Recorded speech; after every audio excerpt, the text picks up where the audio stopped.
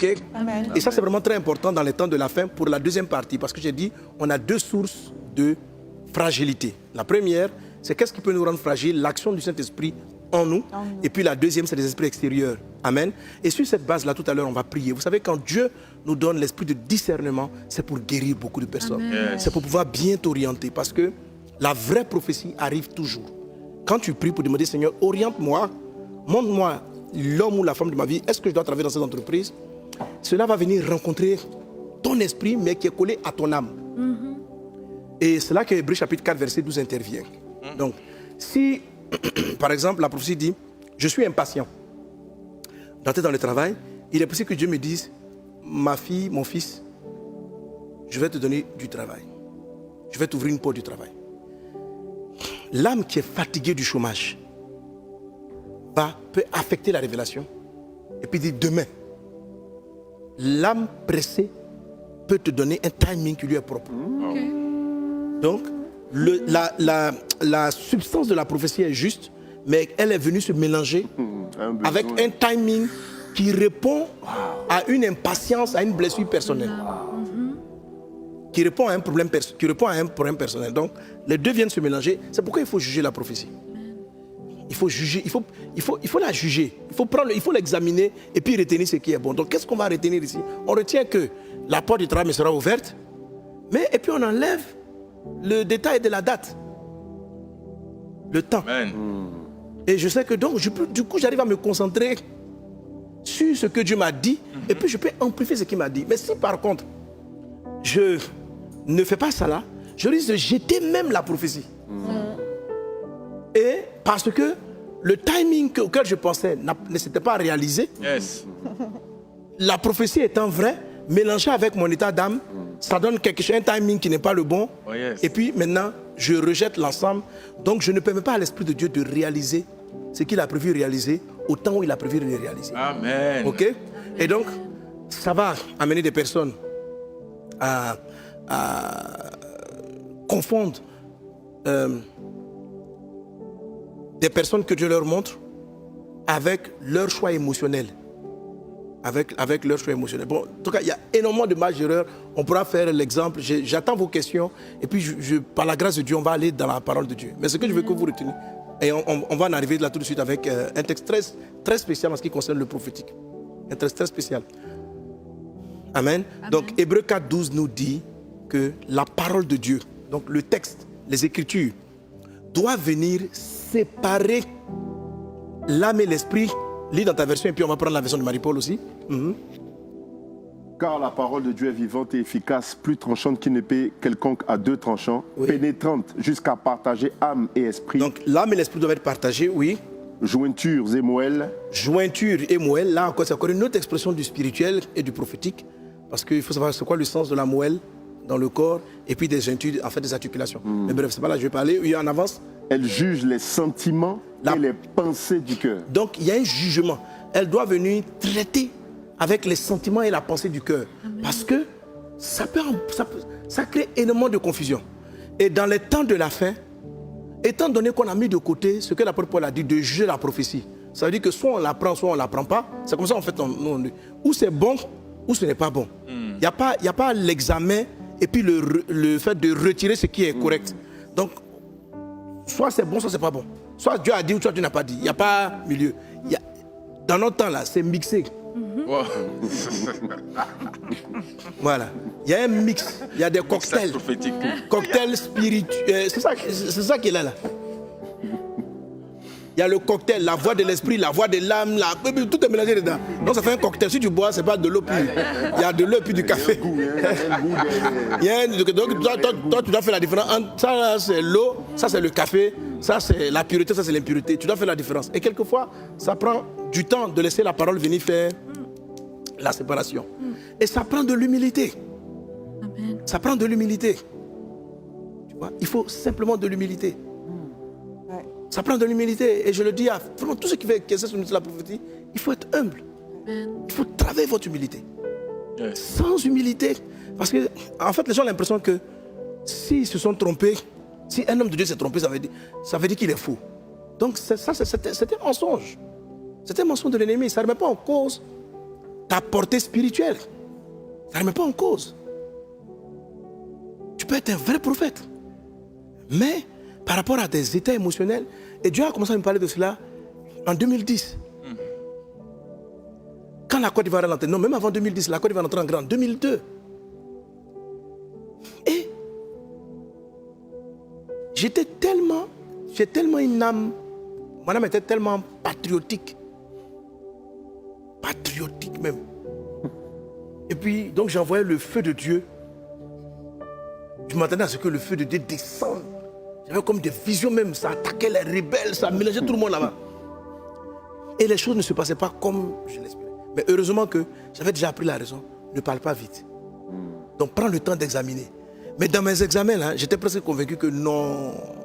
Puis on avait des groupes d'amis de prière. Là, on priait. Demain, la Côte d'Ivoire retrouve toute l'entièreté de son territoire. Demain, on était là-dessus. Et puis, j'ai vu que les choses n'avançaient pas dans la direction. Et puis Dieu m'a dit ceci, il faut que tu renonces à toi-même. Je dis comment je renonce à moi-même. À l'époque, j'avais enseigné ça au culte et ça avait créé un choc. Les frères étaient choqués. Dieu m'a parlé avec le pasteur d'Abraham, il m'a dit ceci. J'ai dit à Abraham, quitte ton pays, quitte ta patrie, quitte ton pays. Et puis Dieu me dit, quitte ta patrie. J'ai dit, il dit, mon fils, tu as quitté le pays. Tu es fils du royaume. Amen. Mais tu n'as pas quitté ta patrie parce que la patrie, c'est l'attachement émotionnel à ton pays.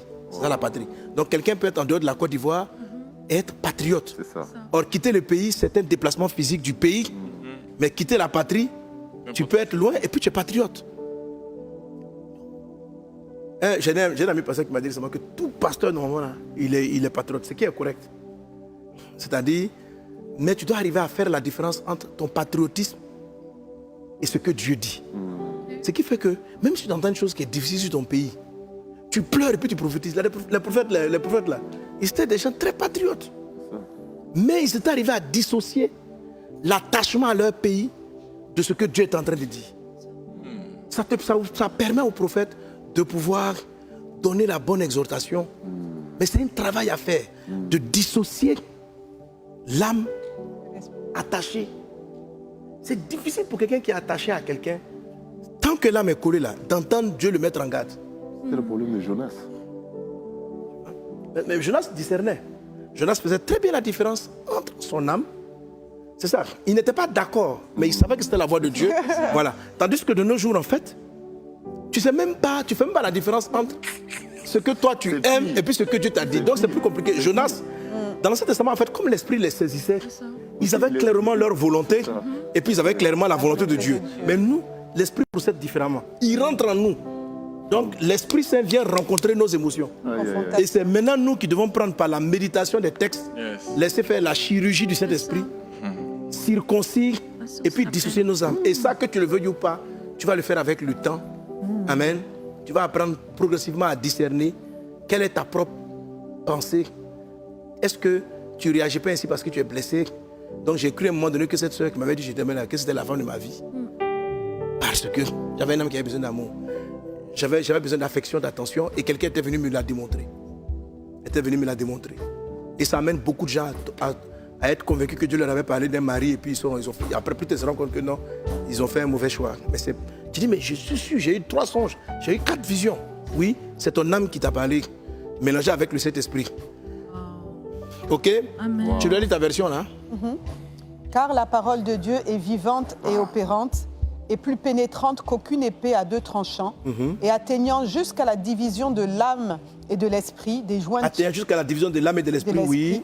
Des jointures et des moelles, et elle discerne les pensées et les intentions du cœur.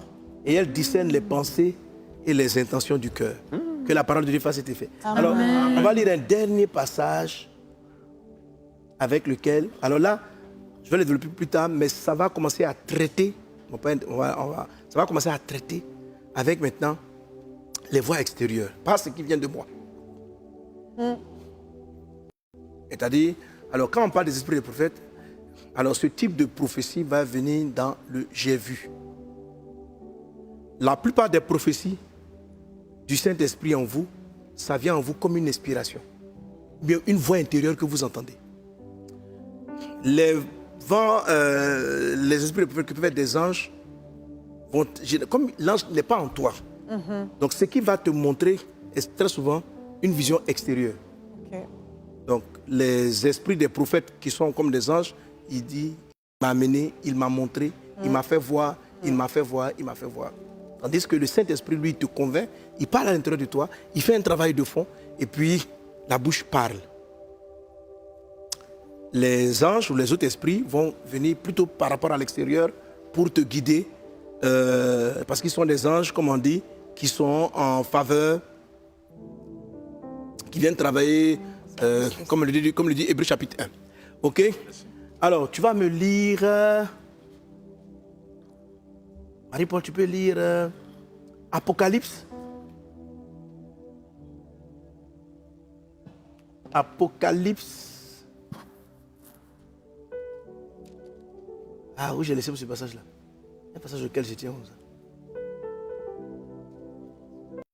Ah, moi j'ai mis ça tout de suite. Là. Je l'ai bien écrit pour vous.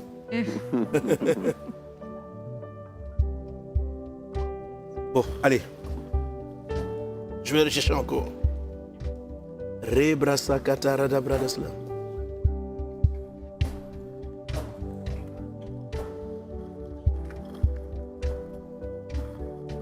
C'est d'Apocalypse 22, je crois.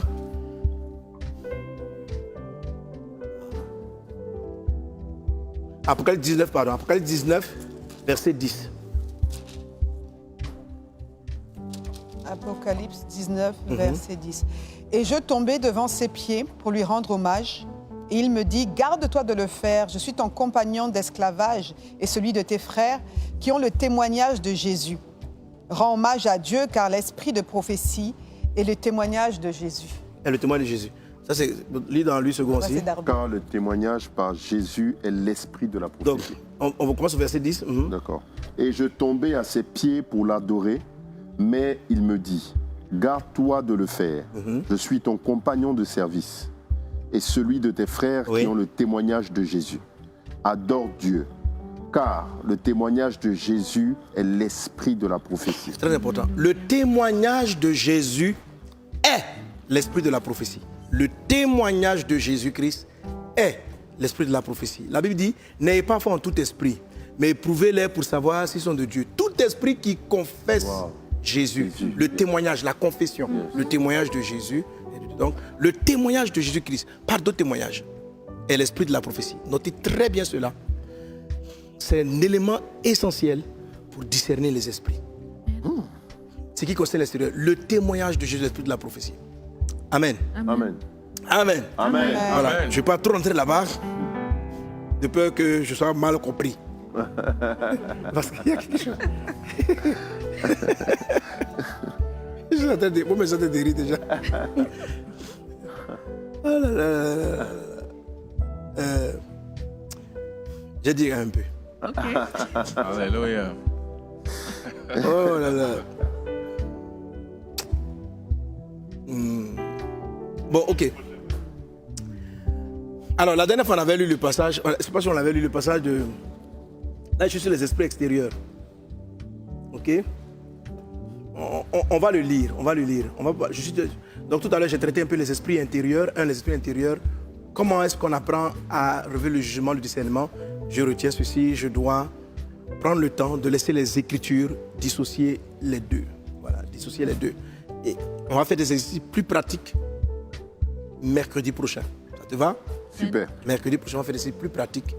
Quand je suis confronté dans telle situation, comment est-ce que je juge et j'analyse une révélation que j'ai reçue, une prophétie qu'on me donne? Amen. Comment est-ce que je l'examine et comment est-ce que je retiens ce qui est bon?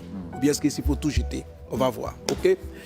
La deuxième source de séduction, ou bien d'erreur, de la marge possible, ce sont les esprits qui viennent de l'extérieur, pour lesquels l'apôtre Paul dit de pouvoir ne pas mettre foi en tout esprit, mais de leur faire passer un test, de leur faire passer une épreuve. Et il va dire ceci, cette épreuve: tout esprit qui ne confesse pas Jésus-Christ venu en chair est celui de l'antéchrist. Voilà.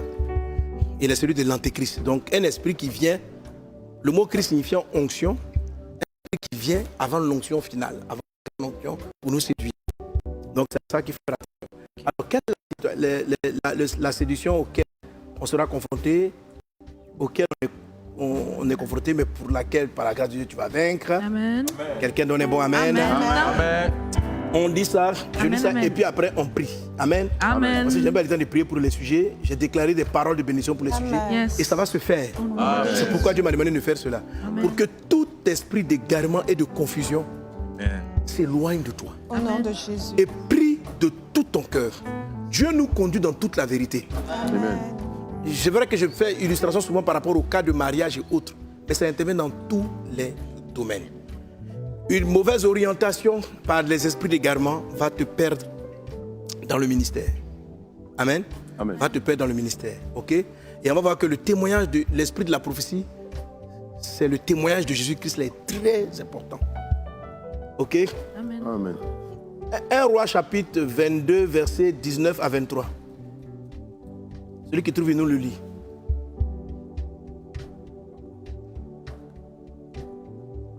Rapido, rapido. 1 Roi 22, versets 19 à 23. Et Michée dit, écoute donc la parole de l'Éternel. J'ai vu l'Éternel assis sur son trône et toute l'armée des cieux se tenant auprès de lui, à sa droite et à sa gauche. Et l'Éternel dit, qui séduira Akab pour qu'il monte à Ramoth en Galade et qu'il y périsse? Ils répondirent l'un d'une manière, l'autre d'une autre. Et un esprit vint se présenter devant l'Éternel et dit, moi, je le séduirai. L'Éternel lui dit, comment?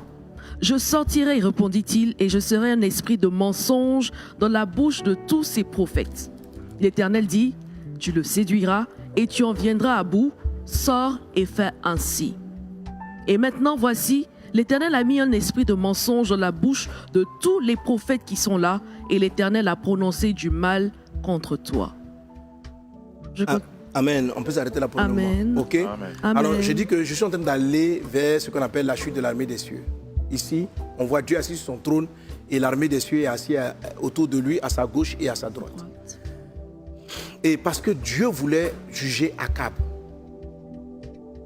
qui avait manqué d'écouter des prophètes comme Élie, où Dieu les avait orientés, Dieu va permettre, à un moment donné, à ce que des prophètes, on ne remet pas ici en cause la qualité du prophète, mais des esprits vont venir leur donner des visions et des orientations selon lesquelles Akab devait aller à la guerre. Parce que Dieu voulait tuer Akab. Pas les prophètes, mais Akab. Donc, il est important, et Michée a eu comme un esprit supérieur pour pouvoir discerner, c'est ce que j'ai appelé le blé. C'est-à-dire en fait l'origine de la parole.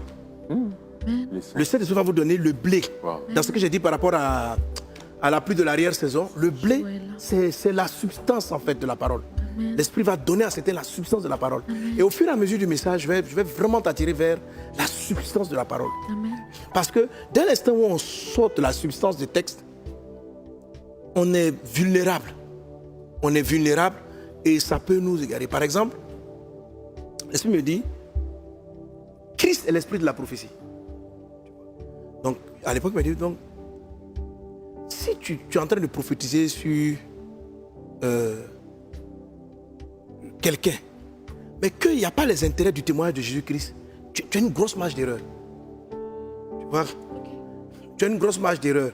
Parce qu'en fait, quand on dit Christ est l'esprit de la prophétie, c'est-à-dire que dans les temps de la fin, là, le Saint-Esprit, les anges qui travaillent pour Dieu, vont travailler dans le but du témoignage et d'élever Jésus. Amen. Et non d'élever quelqu'un, non de... Mohamed n'est pas l'esprit de la prophétie. Comment dirais-je, la Côte d'Ivoire n'est pas l'esprit de la prophétie. Le Gabon n'est pas l'esprit de la prophétie. L'esprit de la prophétie, c'est le témoignage de Jésus. Amen. L'esprit de la prophétie, ça veut dire que la mentalité, le souffle qui est derrière la prophétie, là, c'est l'esprit de Jésus-Christ. Et il peut y avoir d'autres choses qui sont en dehors du témoignage, de l'évangélisation, du salut des âmes. C'est-à-dire, si Dieu, l'esprit de la prophétie pour ton mariage, là, c'est pas pour te marier, pour te faire plaisir. Tu vois, Christ doit être dedans. Son intérêt. L'intérêt du royaume doit être là-dedans. Amen. Yes. Sinon, tu peux te tromper. Amen. Parce que c'est un autre esprit. Ça peut être un esprit d'égoïsme qui vient chatouiller un peu ton égoïsme. Ça peut être un esprit d'amour de l'argent Christ n'est pas le centre, qui vient chatouiller un peu ton désir. Donc tu vas avoir des révélations sur un monsieur qui est riche pour dire que c'est l'homme de ta vie. Ok? Mais derrière ça, ce n'est pas Christ. C'est l'esprit de la cupidité. Ce n'est pas l'esprit de la prophétie. Bref, on va toucher tous ces points-là. Amen. Amen. Alors, pour dire ceci, comment tu fais? Il faut terminer avec ça. Quand l'eau est sale, il faut laisser la parole vivante et permanente venir te remplir. Rester dans la lecture, dans la méditation de l'esprit de Jésus. Amen.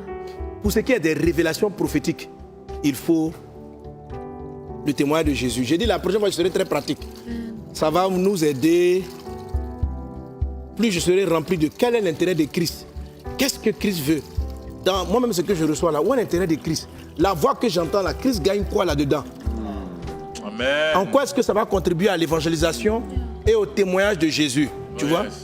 C'est en nettoyant mon âme. Et je vais me rendre compte qu'en fait, même, moi-même, je veux ce truc-là pour mon propre besoin personnel. C'est pas le témoignage de Jésus? Ça, c'est pas l'esprit de la prophétie? Hein? Non, je vais aller travailler. Tu vas aller travailler là-bas pour faire quoi? Pour sortir de la galère. Est-ce que sortir de ta galère, c'est l'esprit de la prophétie? L'esprit de la prophétie, c'est le témoignage de Jésus. Donc, l'esprit de toute prophétie de Dieu, c'est quelle est l'œuvre que tu vas aller faire dans cette entreprise-là pour Jésus-Christ. Ce n'est pas comment toi, tu vas te sortir de ta pauvreté. Donc, l'esprit qui est dans le monde, c'est l'esprit de maman, l'esprit de l'égoïsme. La Bible dit qu'il y aura des temps difficiles, c'est l'esprit qui est dans le monde. Et nous, si on devait rester dans le droit chemin, il nous faut revenir vers l'esprit de Christ. C'est lui qui va nous conduire dans le mariage, dans tout ce qu'il nous faut. Amen. Et si nous mettons ces esprits-là en avant, notre marge d'erreur est trop élevée. Amen. Amen. Que Dieu te bénisse abondamment. Amen. Que la faveur divine soit avec toi. Amen. Amen. Et je déclare dans le nom de Jésus-Christ, on va aller vers les sujets. Hein. Allez vers les sujets. Pasteur Moïse, ça va? Super. Au-delà, vous n'avez pas posé trop de questions. Hein. Mais vous êtes plus dans l'écoute, quoi. Mais c'était tellement clair aussi que... Bon, on va mettre la main sur les sujets. Je vais prier pour ta santé. Que toute semence de l'ennemi dans ta santé soit ôtée. Et que la vérité de Christ, le témoignage de Jésus soit établi. Que tu aies la santé. Que tes travails familiaux soient traités dans le nom de Jésus. En ce moment précis, je me saisis de tous les sujets. Tenez-vous debout. Mettez la main sur les paniers là-bas. Toute personne malade qui me suit maintenant à l'écran, toute personne qui a un challenge familial, maintenant je parle, l'exaucement de Dieu arrive à toi, la grâce divine arrive chez toi, la délivrance arrive chez toi, la faveur chez toi, dans le nom puissant de Jésus-Christ de Nazareth. Briando soro brada clarianda rabasara brada clarianda rababo. Prede brada soro brada clarianda rabasara brada glorianda rababe. Prede brada soro brada clarianda rabasara brada glorianda rebabo. Prenta brada sara brada clarianda rababo. Prede brada glorianda rabasere brada clarianda rababa. Prede brada soro brada glorianda rabasara brada clarianda rababu. Prede bradas lorianda rababradas lorianda rababe. Brenda bradas soro brada clarianda rababa. Sharra bracatarianda rabasoro brada laribara laba. Brenda bradas soro brada clarianda rababe. Au nom de Jésus de Nazareth. Merci Seigneur pour tes bienfaits. À toi l'honneur, la gloire. Merci pour le salut, merci pour les guérisons, merci pour la délivrance. Merci cet esprit. Brinda sara brada larianda rebabe. Roda bradas lorianda rababa shakatariandolo. Prede brada sara brada glorianda rababa. Au nom de Jésus de Nazareth. Merci Père pour tes bienfaits au nom de Jésus. Merci mon Dieu. Amen. Ok, gloire à Dieu.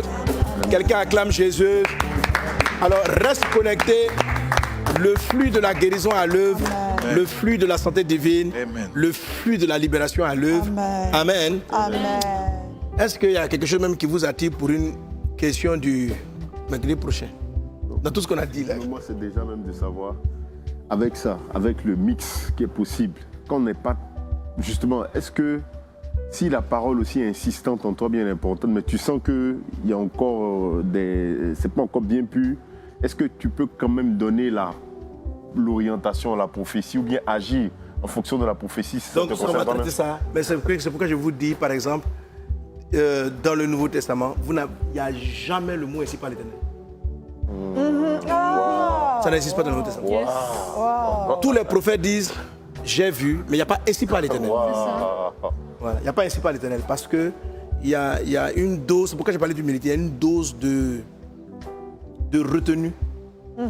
Donc, l'esprit m'a suggéré, l'esprit m'a dit, c'est plus sage, ou je crois avoir reçu. Voilà. Mais quand on est vraiment rempli, l'esprit peut te saisir. C'est-à-dire que quand il te déborde, et puis là, ça flotte en même temps. Ok? Mais je crois avoir reçu de l'esprit. Et puis, des fois, c'est encore plus. Mais on va apprendre à discerner ça. C'est-à-dire qu'à quel moment c'est plus intense et tu peux pratiquement dire, pas ainsi par l'Éternel, mais pratiquement dire. Voilà. Parce que si tu dis, quand tu dis le ainsi par l'Éternel, on n'a plus le droit de juger. C'est vrai. Qui peut juger Dieu? On n'examine plus, papa. On ne peut plus examiner. On dit Dieu a parlé. Tu as examiné, tu as dit quoi? Ainsi par l'Éternel. Tu peux l'examiner. C'est pourquoi il n'y a pas de ainsi par l'Éternel. Pour que tout chrétien avec le discernement de cet esprit puisse lui-même faire son analyse. Et puis retenir. Parce que dans ce que tu dis là, il y a Dieu dedans aussi. Dans ce que tu dis là, il y a Dieu. Donc il faut que la personne soit calme, qu'elle puisse analyser pour dire, ah frère, merci. Je vais mettre ça devant la face de mon Dieu. Moi-même, j'ai prié. Et puis je vais. Et puis après. Ah, ok. Dieu me dit, voilà, dans ce qu'il a dit là. Ça, c'est de toi, c'est de moi, ça, c'est de moi, ça, c'est de moi, ça, c'est de moi, ça, c'est de moi. Voilà. Ok, gloire à Jésus-Christ de Nazareth. Amen. Que le nom du Seigneur soit béni. Amen. Que le nom du Seigneur soit béni. Amen, amen, amen. Amen. Alors, la semaine prochaine, on part à Dakar, à Saint-Louis pour la croisade. Alors, tous ceux et celles qui me suivent depuis Saint-Louis, Dakar, soyez prêts. Jésus-Christ va bénir le Sénégal. Au travers de ces deux villes, nous aurons la croisade. Adora, j'ai encore quelle annonce? De quoi? Ok, donc voilà, donc c'est cela. Ne manquez pas nos différents cultes. Le lancement la reprise de Night Fire, yes. Ça ne sera pas pour ce vendredi. Je vais le faire juste au retour du Sénégal. Lorsqu'on va revenir du Sénégal, on va reprendre les Night Fire. Et puis par rapport à l'émission, par rapport à Prière 24 même, je vais en prendre encore une autre tranche horaire d'intercession et de prière que je vous communiquerai, Amen. Une autre tranche de prière que je vais vous communiquer. Amen. Et il faut être prêt pour ce moment de prière-là. Que la grâce et la paix du Seigneur soient avec toi. Amen. Que toute personne malade reçoive la santé et la guérison maintenant. Le mal avec lequel tu es venu devant l'écran, au moment où cette émission va prendre fin, ce mal-là n'existe plus en toi. Il a totalement disparu. Tu es restauré, tu es rétabli, tu es béni dans le puissant et précieux nom de Jésus-Christ. Merci Seigneur. Amen. Amen.